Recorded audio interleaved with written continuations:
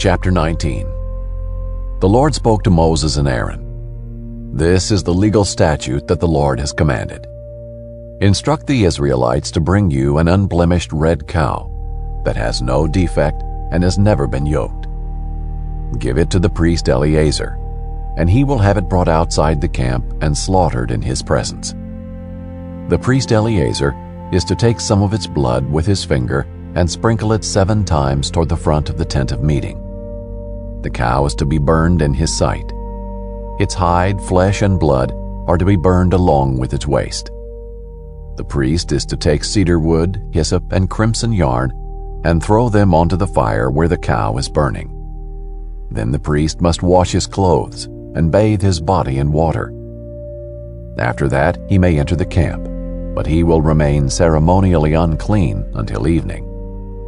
The one who burned the cow must also wash his clothes and bathe his body in water, and he will remain unclean until evening. A man who is clean is to gather up the cow's ashes and deposit them outside the camp in a ceremonially clean place. The ashes will be kept by the Israelite community for preparing the water to remove impurity. It is a sin offering. Then the one who gathers up the cow's ashes must wash his clothes, and he will remain unclean until evening.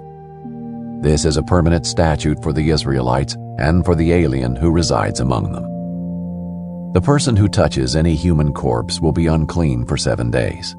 He is to purify himself with the water on the 3rd day and the 7th day. Then he will be clean.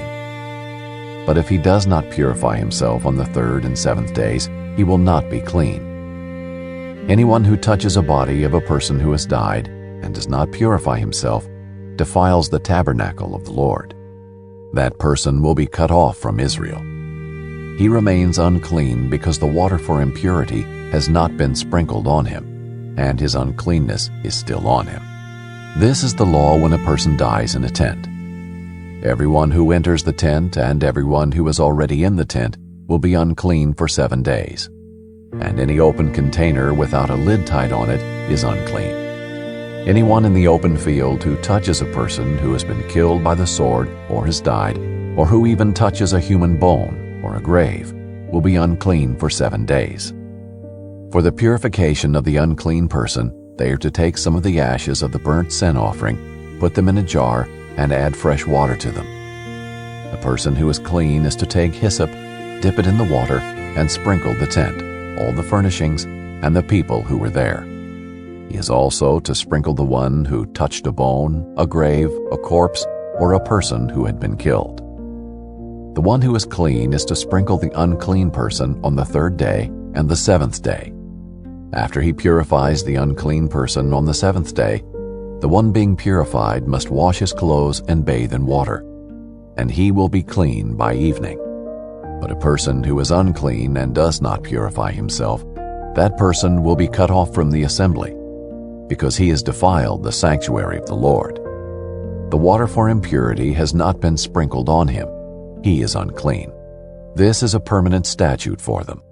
The person who sprinkles the water for impurity is to wash his clothes, and whoever touches the water for impurity will be unclean until evening. Anything the unclean person touches will become unclean, and anyone who touches it will be unclean until evening.